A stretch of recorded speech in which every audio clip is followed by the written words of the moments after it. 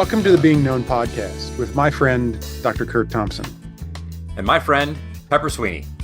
We are here to discover and explore what it means to be truly known. Hey, Curt. Hey, Pep.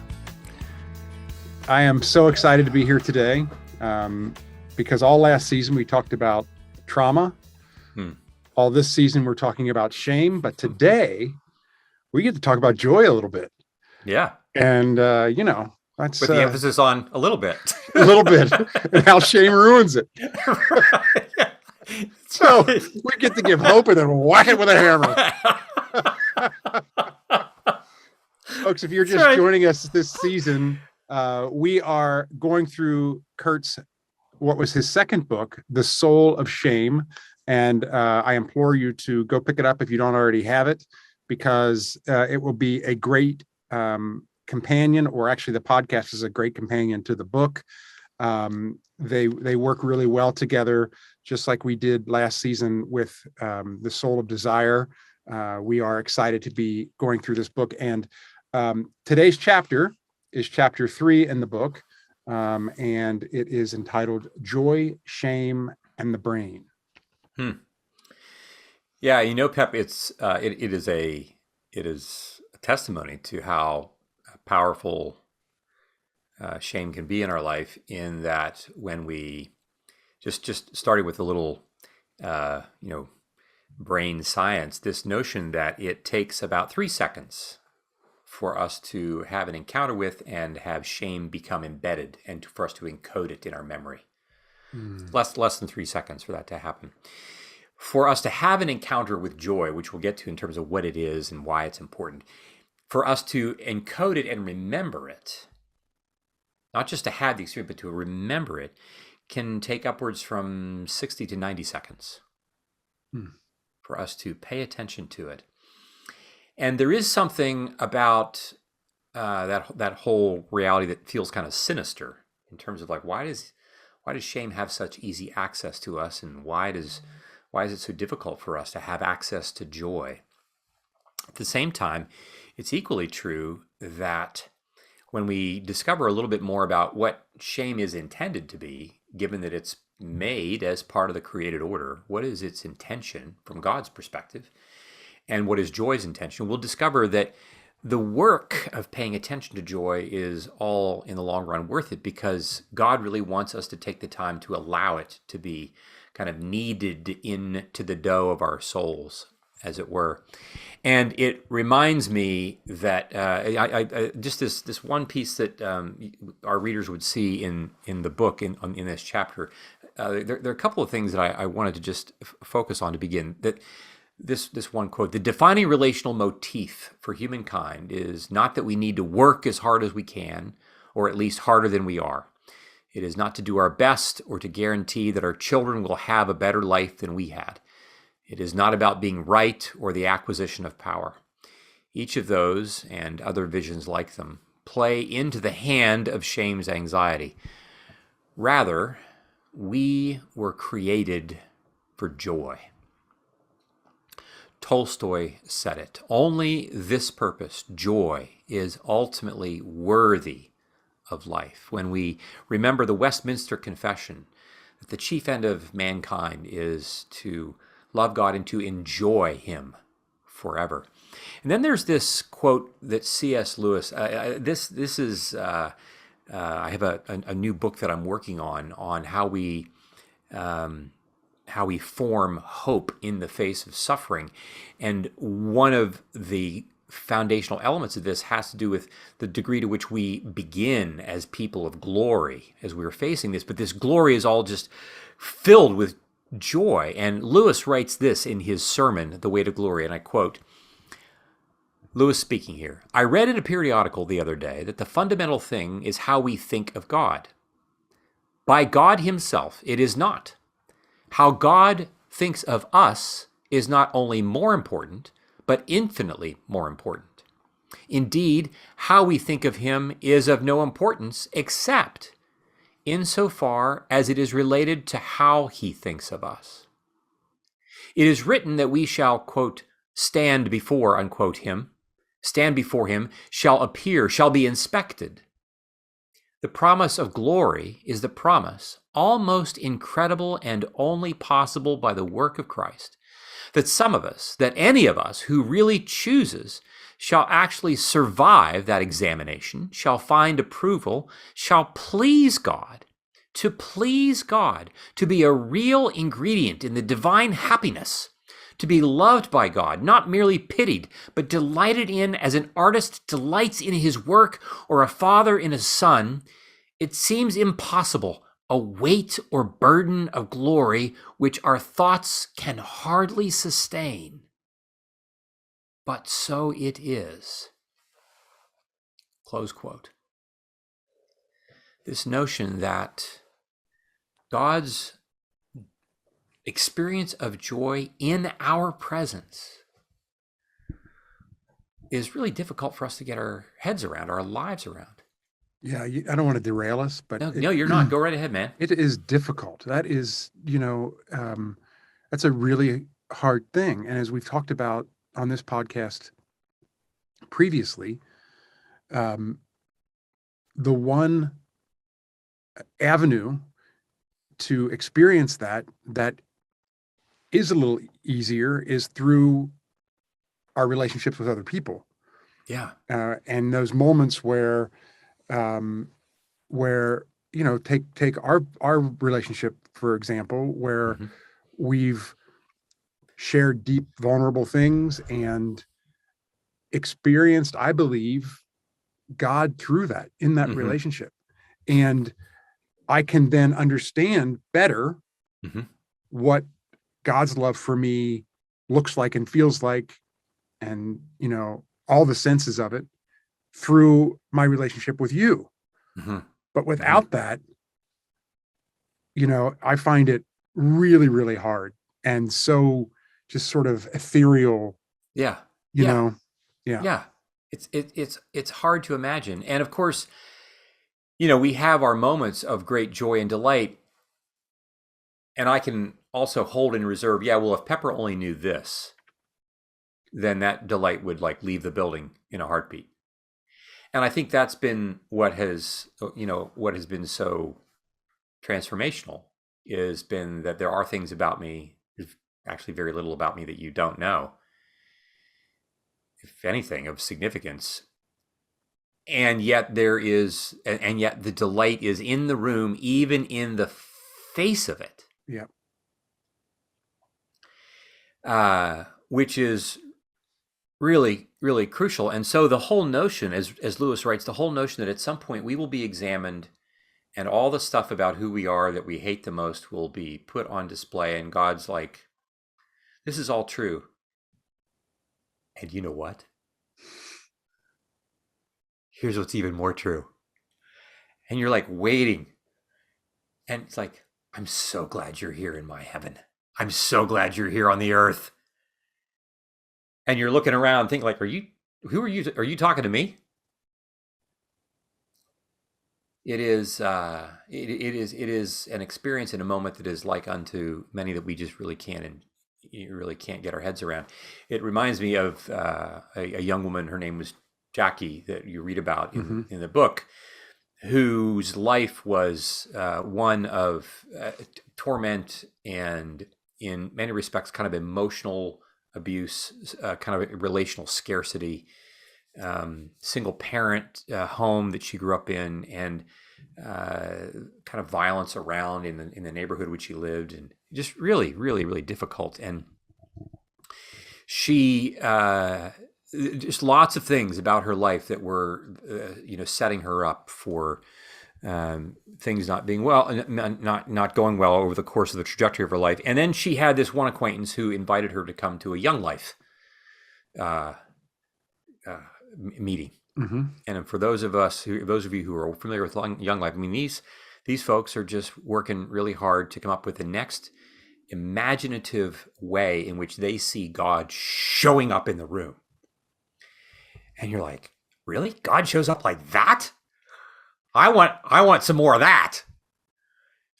And this Young Life, this friend took her to a Young Life meeting, and she met this Young Life leader, who became the both the emotional healer and at times gadfly that Jackie couldn't get rid of.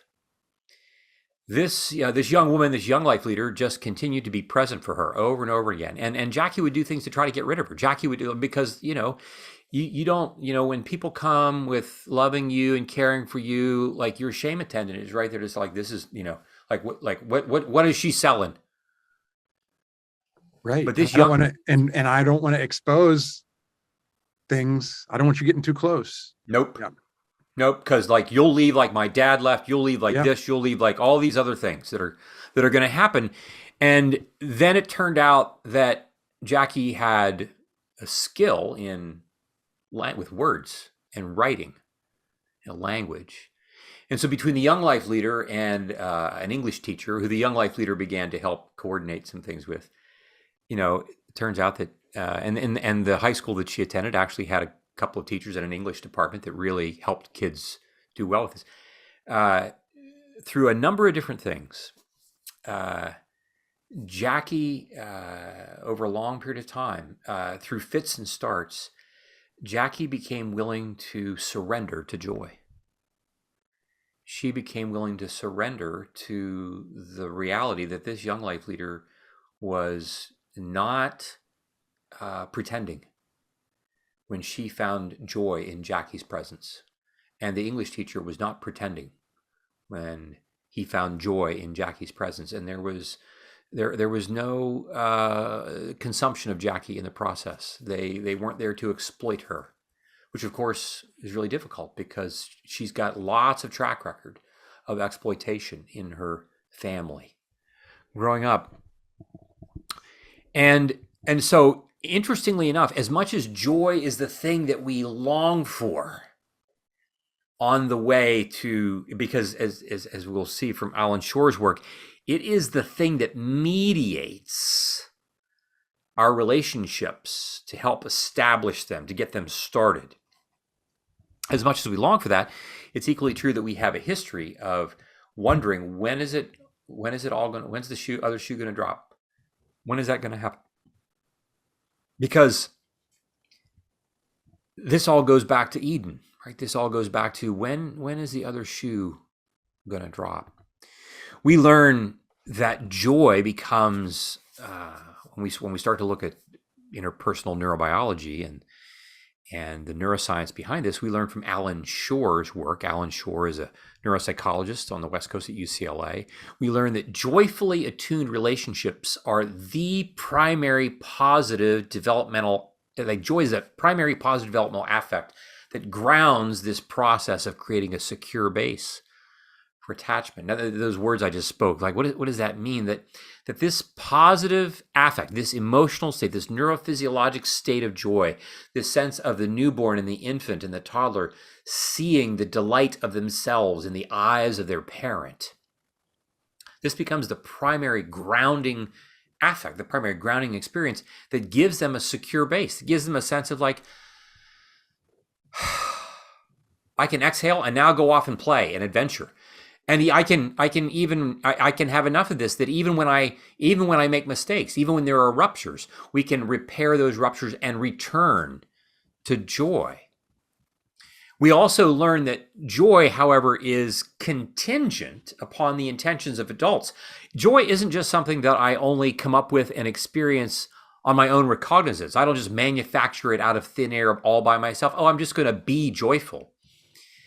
I can become joyful because I remember what it's like for other people to experience joy in my presence. Jackie didn't have many experiences in which she was a joyful presence to others. And even when she began to have this experience at her young life meetings and with her friends and with this leader in particular, it still took some coaxing because there was the part of her brain that remembered, her brainstem, her amygdala, the other parts of her brain that is paying a lot of attention to danger. It took time and energy and practice. It took the better parts of 3 to 4 years for her on a regular basis to have practiced relational interaction that could make that joy and the neural networks that correspond with that, not just in her brain, but in her body, durably reflective of that relational joy that she was experiencing at any given time. So it's contingent. It depends upon the intention of another. That's what we're looking for. And so we then find that like this joy is something that I experience and I love, but I don't just love it for its own sake. Joy becomes the mediator for connection. The joy is this thing that draws me into wanting to be back in connection with you. Like, I don't just want to be with you and Amy to record these things just because I feel joyful. Yeah, it's true, but it's really the two of you that are the thing. Right. It's what we do together that is the thing. And so not only we see that, but we also see the work of Carol Dweck. So we've got this work from Alan Shore about joy being this foundational affect that establishes secure base.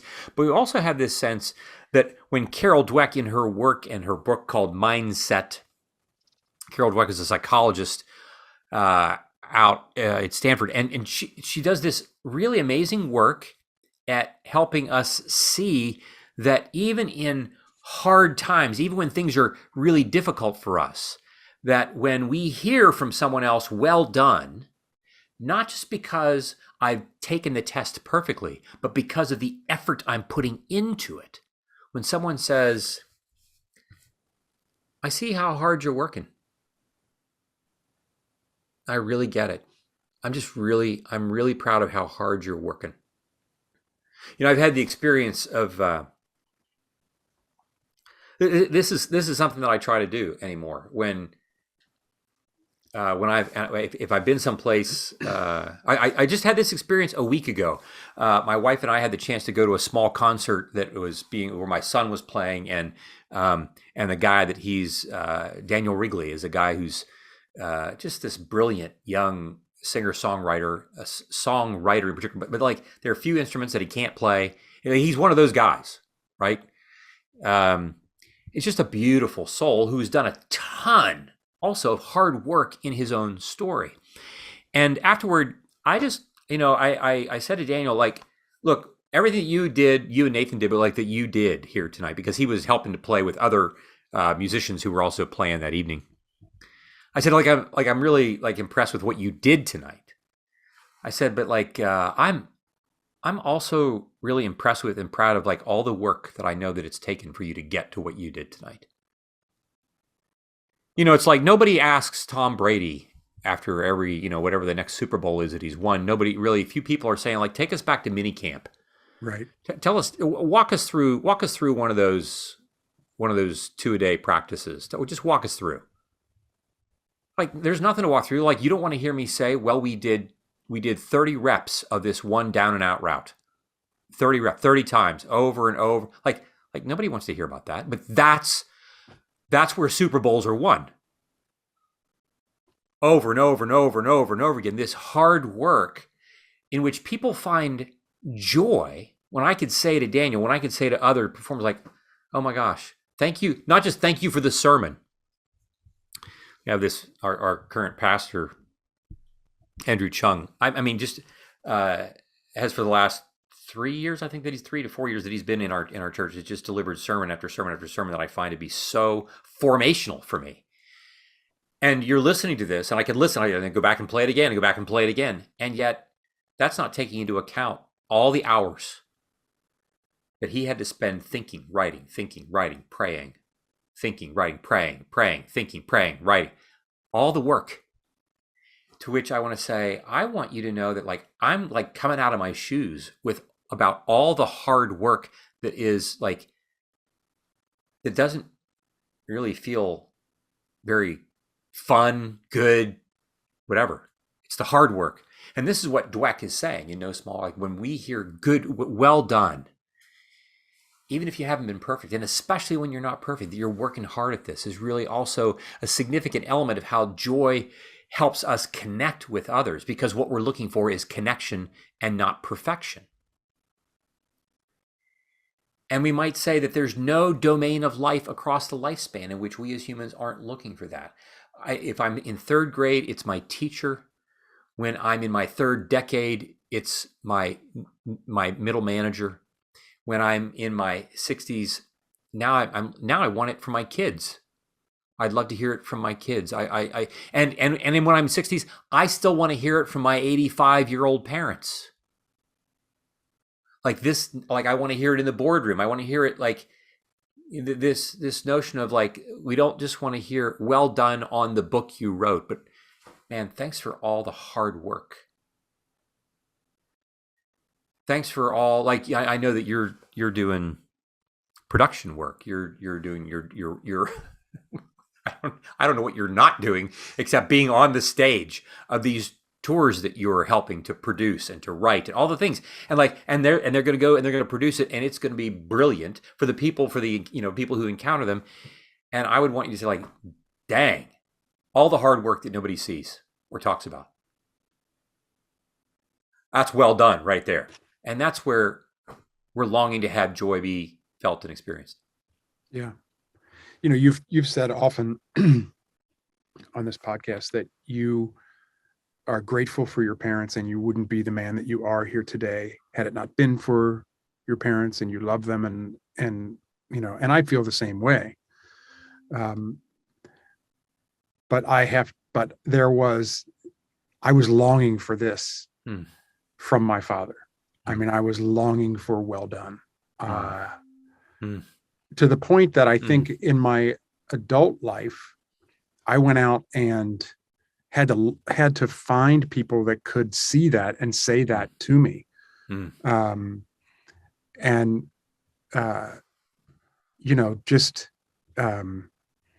I read this in the book, it was kind of like I could relate a bit to this particular character, because when I can remember so many times when I would have worked really hard, literally waiting to hear those words, "I'm proud of you, well done," and they just weren't there. I think a lot of times it comes to, you can't give what you don't have, and all those kind of things, or what you weren't given. But the thing that I want to say that I'm so hopeful about, even in this chapter, what you've covered so far, is that we can still co-regulate with one another, and we can still find those things and feel those things to their fullest as adults. Jackie didn't get this as a child at all. She was not safe and secure, and she was not feeling those things. Right. It took the young life leader to stay and stay and stay in order for her to be ready to hear what the English teacher even had to say. And I highlighted that English teacher in here because how many of us have had a teacher that saw something in us and made a huge difference by saying one thing to us, that they believed in us, that they, God bless the teachers, because man, they have impacted me. There have been several. Miss Smith. Oh, dude. She was incredible. There were so many that saw. Okay, wait. Okay, wait. Tell us, like, what was something that Miss Smith did? Miss Smith was she was an 8th grade teacher. And I remember the very first day she was like, you knew, I had her like 5th period or 4th period or something, and you knew before you're going to get there that she was mean. Like, she was like, she was this, everybody was terrified. You've heard in there. You've heard the rumors. So mean. She's so mean. And so we came in, and you had the assignment to write what you did over the summer. It was what was going to be the first thing. It was an English class. And the first thing, we come in and she says, "Who's Pepper?" And, I'm already anticipating that she's mean. Oh my gosh. And I'm in trouble. Oh my gosh. It's like Darth Vader. "Who's Pepper?" Right. And I'm like, it's me, and she said, "Oh, did she already have your papers? Did she already get No. Oh, no. Okay. But she had everybody else's papers from the classes previous, and several people had mentioned me in a positive way. And in their papers, and what they did in the summer. And she wanted to point that out to me right away. And she went on to be somebody who, throughout. Wait. I don't want to get her what did she say? Who's Pepper? Yeah. It was like, yeah. She said, "I want to know who this is because everybody's writing about them." And saying, like, she gave examples of what different people said. And I was like, I'd never experienced anything like this before, right? Oh my And gosh. right. And then, you know, first of all, the whole mean thing was a complete act for the first like few days of school to just kind of get these eighth graders in line. Right. And then That's she right. was I'm the in charge. kindest. You're not in charge. I'm in Yeah, charge. yeah, yeah. Yeah. And so she encouraged me as no one had ever encouraged me as a writer or a creative at this point. She encouraged me all throughout the year. She saw things in things that I would write and things that, and she told, I remember a parent teacher conference, my mom came home and she said, you know, that this Miss Smith, when she first met her, she said she said something along the lines of, you don't have to worry about him because he works. I mean, she just mentioned, you know, he works hard. He's connected to people with, you know, relationships. He's well liked and he's got a very good EQ, and, you know, saying all these things that I had, you know, I never thought about myself. And so she was one of the first influences that really I felt like was breathing life into me, and you know, telling me I could do things that I didn't know that I could do. And so those teachers just, you know,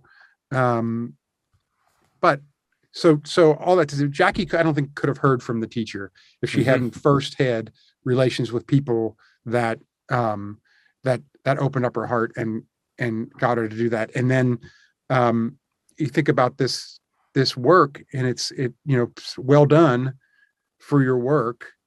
And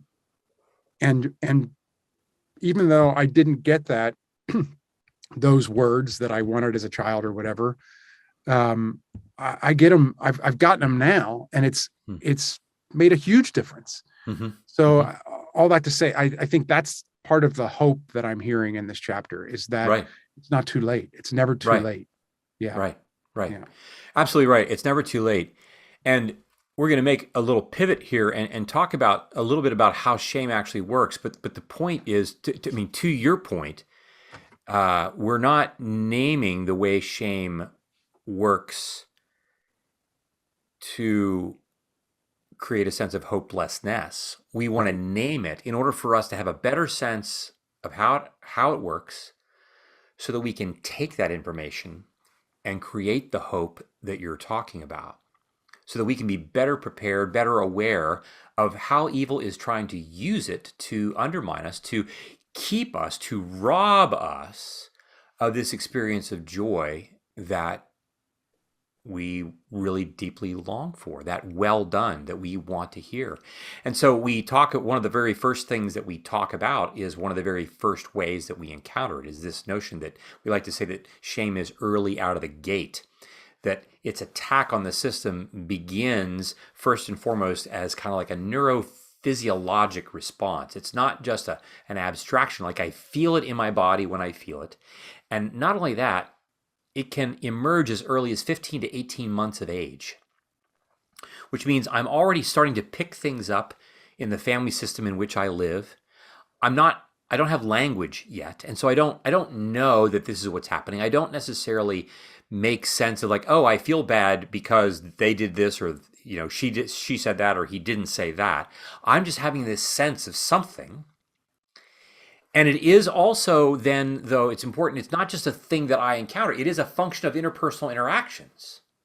I sense it, but I'm sensing something else that's coming at me. It doesn't just emerge within me ex nihilo out of nowhere. Alan Shore likes to talk about the metaphor of the accelerator, the brake, and the clutch as being the mechanical way for us to understand this. If we think about the sympathetic drive system of the brain, it's not just our fight or flight system, it is that, but it's other things as well, including that it works in sympathy with us. My heart rate goes up, my breathing rate goes up, I have an alertness to me when my sympathetic drive system is up, and I do that when I'm actually interested in things that I have eagerness to participate in.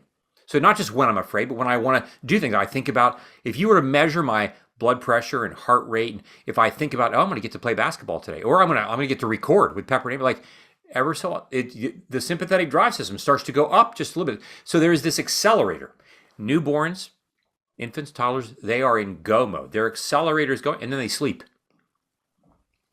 But children also at some point have to learn a braking system. We have our accelerator, we have our braking system that mirrors the sympathetic drive system. It's our parasympathetic system, which puts the brakes on. It slows things down, slows down my breathing rate, my heart rate, my body function. Kids aren't so good at this. And so they need the help from their adult parents. And adult parents help to do this. They slow things down by saying no, by moving, by setting limits, all those things that take time, effort, consideration. And if they're doing it mindfully, we can say no in a gradual way. We can say no quickly and in a loud way. But even those of us who have this happen are reminded, Shore likes to talk about the standard transmission engine of an automobile, this notion that we do have an accelerator, we have a brake, but we also need a clutch. Right. And the clutch, the thing that helps us navigate between the accelerator and the brake, is the interpersonal relationship that the child has with the parent. And even if the parent has to say no, but quickly moves to be present for and with the child in whatever situation they're in that required that harsh no in the first place, it's kind of like if you have to slam on the brakes suddenly, but you follow it quickly enough with the clutch, you don't lose the engine. But we know what it's like anytime an engine of a standard transmission automobile decelerates without the use of a clutch. It doesn't just stop, it stops violently. Shore points out that shame to us is what happens when we decelerate quickly without the connection of an interpersonal relationship. It is the absence of that interpersonal relationship. And so we have this sense of, you could be standing at a party and when you're talking with 2 or 3 people and you offer something in the conversation and somebody just passes right by without any comment. Nobody said you're an idiot. Nobody said that's stupid. They just don't talk to you. It's a deceleration process. You feel the deceleration, but there's nobody comes back and says, hey, Curt, oh, you mentioned this earlier. That would be like somebody coming to find me, this interpersonal connection. But it's not just in those small moments. It's moments in the boardroom. It's moments when we are 3 and 6 and 10. It's the 10-year-old who takes his 92% and dad says, on his test where he's so proud of it, and dad says, where's the other 8%? Yeah. I'm going to tell just a real quick story. This was years ago. I was guest starring on a TV show. First, when you're a guest star, you're a guest in somebody else's house. I mean, kind of feels that way until you get, And so the first scene I was in was a big shot, crane way up high. We're up on these stairs. It's nighttime. I want to say it was raining, but I'm not like fake rain, but I'm not sure if it was or not. And we're coming down the staircase. The camera is following us down. And then we settle at the bottom and we finish this conversation and we go on. And this is my first day, first shot. And action coming down the stairs, and the lead actor of the series, I deliver my line, and he says something back to me that is nowhere near what the scene is about. Like, I mean, it wasn't like he was trying to improv, like or it just was like I couldn't get us back, So I tried, and then he gave another line that was nothing close to the script or nothing that was really about the story or anything. And then he says, so there's probably 50 people, on the set, and everybody, and money's being spent as every second goes by. And then he stops, looks out to the crowd and says, cut, he doesn't know his lines. And I felt this rush of, it was the feeling of shame, even though it wasn't true, it still was like, but then like almost immediately a wardrobe person like hooked my arm and rolled me around and said, don't worry, everybody knows what's happening here. And that feeling was immediately gone. Oh my gosh. Come to find out that this was his MO. Then I go tell the story to my friends who are actors, and who had also been on this show. And everybody in town knows that this guy has a reputation of A, trying to sabotage any other actor that comes on the set, and B, not knowing his lines and not, but I think that just that feeling right away of the shame, and then somebody coming in and saying, I understand, was just like an immediate healing balm. That was like, okay, right. I can just go on and yeah. I mean, that's it. Like that is a perfect example of this story. Wow. Yeah. Wow. Yeah. That whole sense of like, being publicly humiliated like that, and then to have somebody come to find you immediately. Yep. Yeah. So that's an example of how shearing it feels when shame finds us like that. And as we've talked about in the last episode, when we talked about these 9 different domains, reminding people of this, it gives us an example of how those 9 different domains, those 9 different sections of the orchestra, suddenly they just get like completely disconnected from one another, and even internally within themselves, they don't know what to do with themselves. And so all these things get disintegrated. We find that shame is primarily about me, but it's not only about me, right? There is a certain accusation. He doesn't know his lines. Right. That eventually gets to a point of even contempt. John Gottman, in his work on marriage, as some of our listeners may be quite familiar with, would say that the single most powerful predictor that a marriage will not last is once the couple finds themselves in a field in which contempt is one of the one of the tools that they're using to interact with each other. Right, the blow up of the relationship is not far behind, and that whole sense of accusation, and from which we get this notion of the Satan, right? This word, the Satan, means the accuser, this condemnation that shame really wants to implement. And so it's an example of how if we don't have someone from wardrobe immediately coming to find us, we have all this sense. First we sense, and imagine like how you would have been left to make sense of that. Like there would only be just like nausea. Like you're just left with it. If somebody doesn't help you to make sense of that. So this idea that first we sense things and then we make sense of things.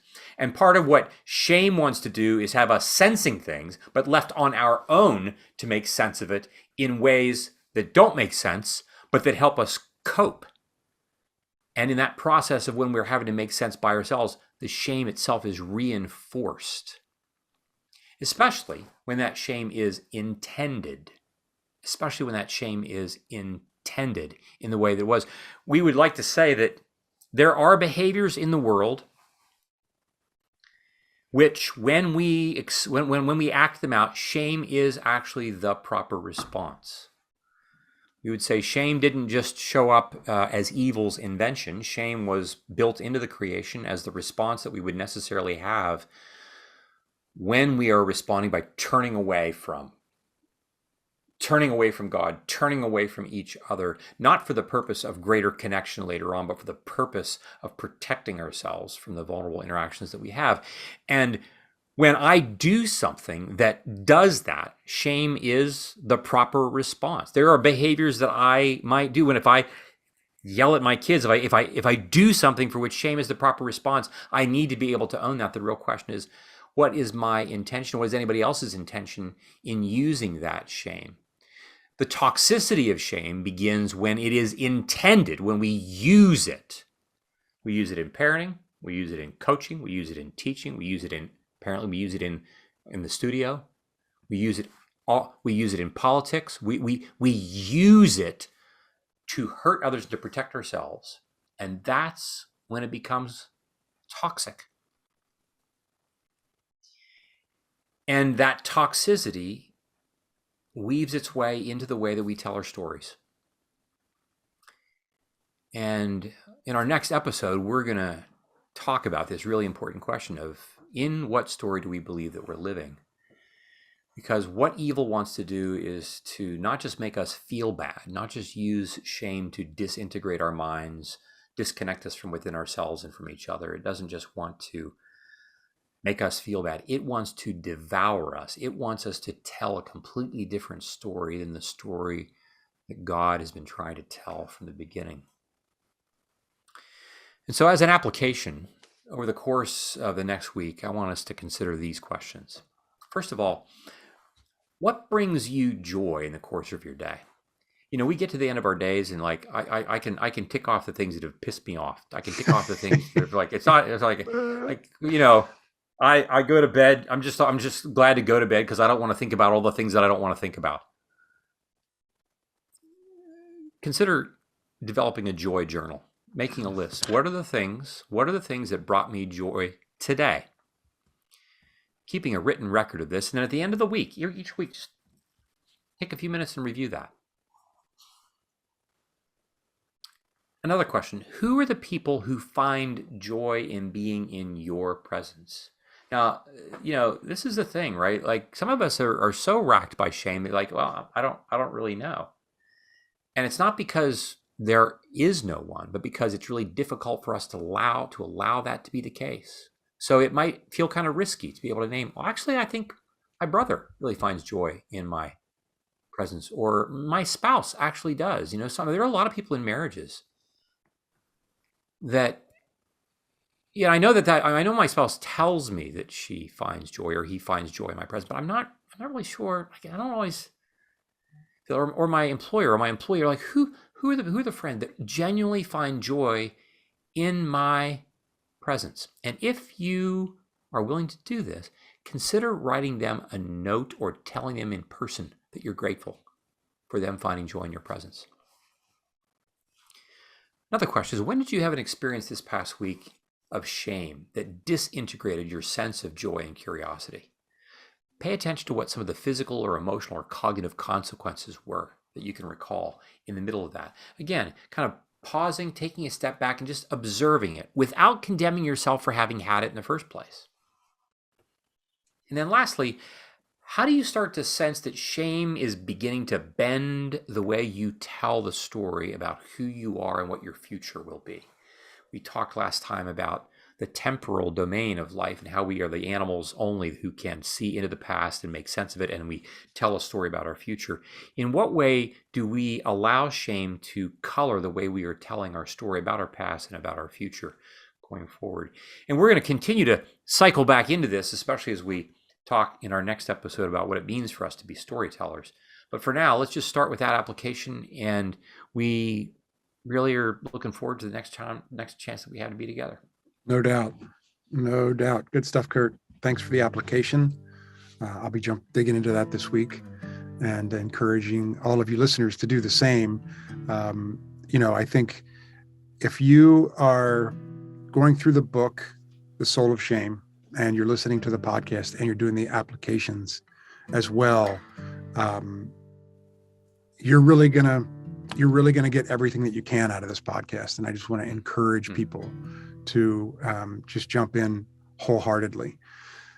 Thanks, Curt. This is great. Thanks, Pep. Love you. Always great to be in conversation with you, man. Love it. Always good. And if you are watching us on YouTube, stick around. Amy's going to be joining us.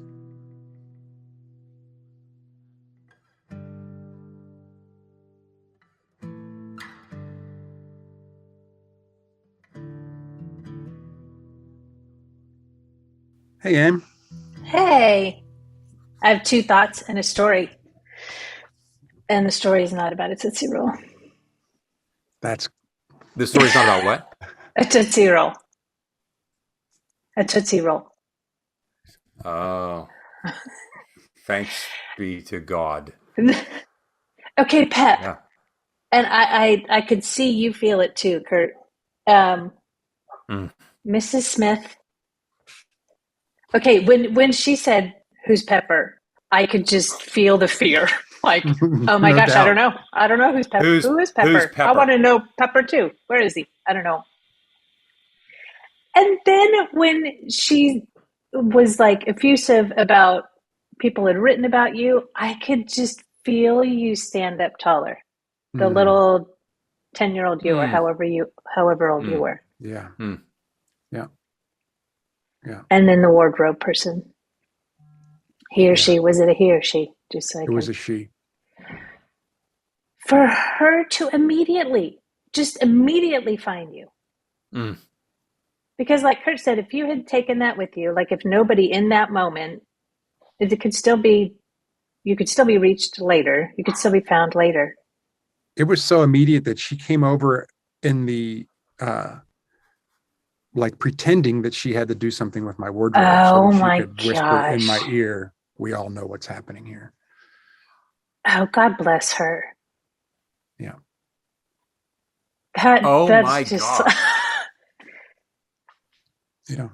how thoughtful and intentional. Like she just, Oh my for her, word. like you say, for her to find a way that it made sense for her to be talking to you or be close enough to whisper. Yeah. Ugh. Gives me chills. Well, and for her to even to use the words, we all know Mm-hmm. what's happening Yeah, here. not just me. Not just I I know, don't like just we see all this. know what's happening here. All the Yeah. people he just said that to, we all know. Yeah. Yeah. Wow. Yeah. Okay, one of the things, and I'm going to read it from the book. One of the because Curt, you said shame. You said shame often occurs when we are moving in a direction of creative exploration, minding our own business. When an unexpected force of nature enters and brutally throws us off course. And so this story also took place. I think I was like 9. So 9-year-old little me. I was very entrepreneurial, and And you still are. and I yes, it's a blessing and a curse, but I have a new idea every day, so it's sometimes troublesome. And you just collect those ideas like in your bottom left drawer. Well, I collect a lot in my Do you see bottom what I left do? drawer, Do but you see what I did look what there? you You see did what I did right there? there. Yes, look what you did right there. Yeah, and that may come up in a It it's will gonna come definitely up. come up. It's Definitely gonna come coming up. up. Yes. well, and the fact so 9-year-old me, there was a construction site down the street from our house. So I'm like, oh my gosh, look at all those construction workers. And it's so hot outside. I'm gonna sell them sodas and water. So I went home, not today because I have to do all the prep work. So I got my wagon set up, the ice chest. My mom took me to go buy all this stuff. Like, this is going to be such an easy sale because how are they going to say no to a 9-year-old? Like, this is money in the bag, in the bank. So I do all this. The next day I get up. They're working early. I get up. I'm about to roll. I'm on my way out. And I love my mom. God bless my mom. But she said, "Hey, did you brush your teeth?" And I'm like, "Oh my gosh, I don't have time for this." And I said, "Yes." And I had not. And she said, "Then why is your toothbrush dry?" I'm like, now as an adult, I'm like, that was such a setup. And she said, "There will be no selling sodas today." Yes. And so that was it. We put everything away. I don't even remember what happened the rest of the day. It was all a blur from there.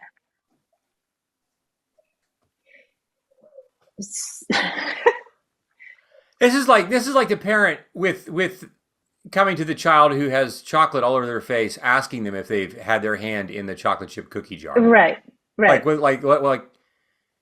Yes. I'm gonna I know what I'm doing. I know what I'm doing, and I'm gonna make you pay. Yeah. For yeah. Like, and I didn't see the setup in it, and then in the moment, that's all part I of saw the was issue. you lied. So this is what happens to little girls that lie. You get shut down. So fast forward to, and this is a side note, but when telling these stories, like the connection isn't always made immediately. Like telling stories and then feeling like telling this story previously and then feeling what I feel, it's like, oh my gosh, that hasn't left me. That's still there. So I still seek permission. to do creative endeavors. And because permission was not granted to me, it was granted and then it was taken away. So permission is not mine to be given. It can be, but that's not the case now. But it's like, right. But I mean, like, and every time you ask it, like, you got to make sure your teeth are brushed, right? I mean, like, you got to like have all your ducks in a row. Boxes are checked. Yeah. Like, I got to make sure that, like, okay, what are the things that they might ask me about that I need to like make sure, right, that have got nothing to do with the sale of the water and the soda. I mean, it might have impacted my sales because if I had bad breath, then. I'm thinking if you're 9 talking to a bunch of adult construction workers, they're probably not going to be. They're much more, yeah. Yeah, they're like, I'll buy whatever you have. Yeah, the answer is yes. But it's hopeful because in the telling of our stories, in somebody else hearing them, we become more familiar with them. Now when the seeking of permission or permission being perceived or otherwise being taken away, it's like, no, the permission is mine, or my people. Yeah. But and it also, though, it also speaks to this undercurrent of, like, you had this joyful entrepreneurial idea of, I'm going to go sell some stuff to some, and like, so excited. I'm right. And like, you can imagine, like, you're 9, you're imagining not just like, oh, I'm going to sell stuff, but you can imagine that people are like, hey, thank you. So, like, there's this, like, you're 9, right? You're not 9 months. So you're already able to anticipate in your mind that people, like, you're not just going to like earn money. It's not just the joy of I'm selling something. Like, there's the joy of, like, people are going to be grateful. People are going to enjoy this. There's this sense of like connection that's happening. Mm-hmm. And therein, that's some of it, right? It's this sense of, I mean, shame's capacity to do us harm in some respects is really related to the degree to which it's like really at the extreme opposite end of the direction that you're going. You're not just sitting in neutral, like you're going someplace. Yeah. Mm-hmm. You're going someplace with this anticipated joy. Mm-hmm. And it shears this off in a violent fashion. Mm-hmm. And so, like, I'm sitting here thinking, like, this would be, I would think it would be somewhat, we would be able to predict to some degree that if there had been no incident and you had gone and done your thing and it maybe have lasted one day, right? Right. Mm-hmm. You may or may not remember that strongly. Yeah. No. Right. That you'd even done that. Like, if somebody would come to you and say, hey, do you ever remember having had the experience of selling soda and water to construction workers when you were 9? You may or may not be able to, like, maybe not. Maybe, like, I had, yeah, maybe, like, yeah, like, unless it was something like you did every summer or several, like, but this, you remember. Yes. In detail. Yes. Right. So just true. Just like I'm sure, Pepper, there were plenty of times when you delivered a line, when you had a scene that you did really, really well, and you're really pleased with, and everybody's pleased. And then you move on.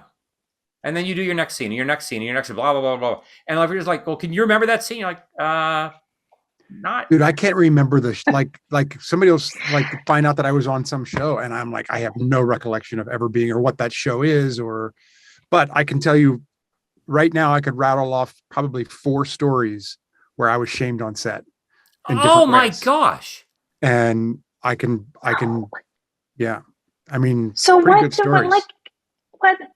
we do with that? I mean, we just talked about it, but like, we remember the intensely shameful. Yeah. Well, as we will talk about, and we talked a fair bit about this, I think, when we were in our previous season on 2 seasons ago, when we were looking at the soul of desire. This sense that shame's power rests in its mass effect,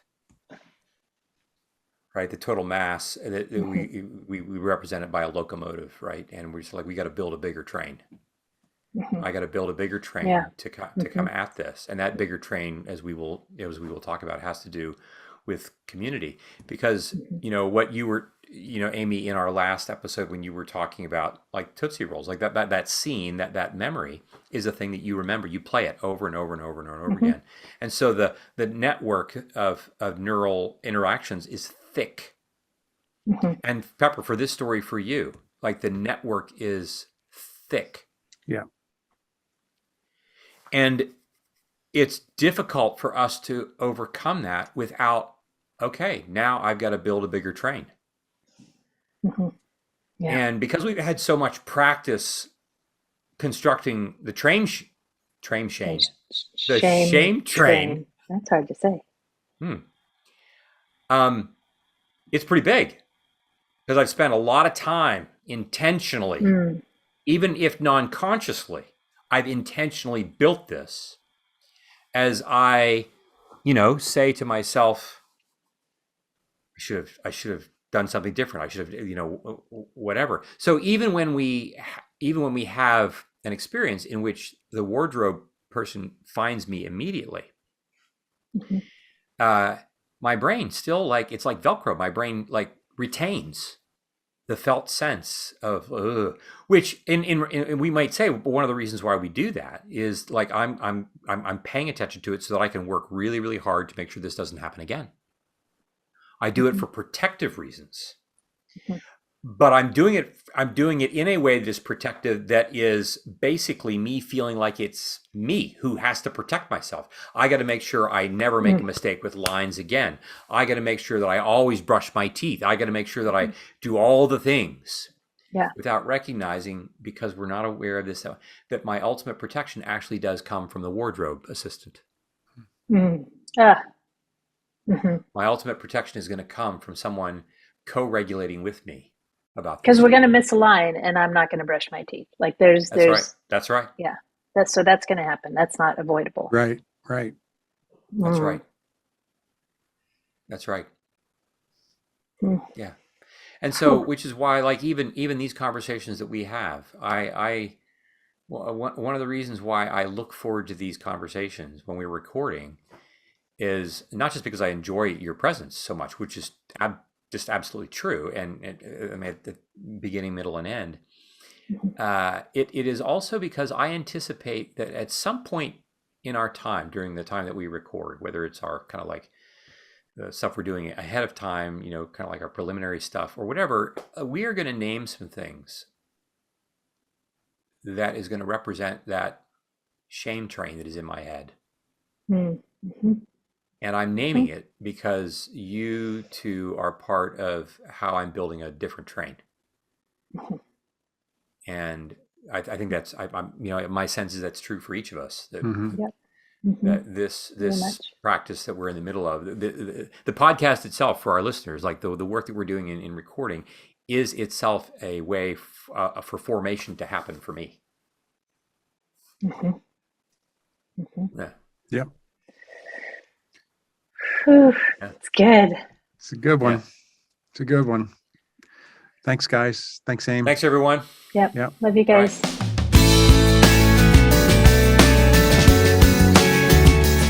This podcast is produced by Curt Thompson, Pepper Sweeney, and myself, Amy Chella. Audio production and editing is by Keaton Simons. Video production and editing is done by Mark Gould. If you'd like to connect with us, you can find us on social media at BeingKnownPod. If you like this podcast, tell a friend. If you love this podcast, tell everyone you know.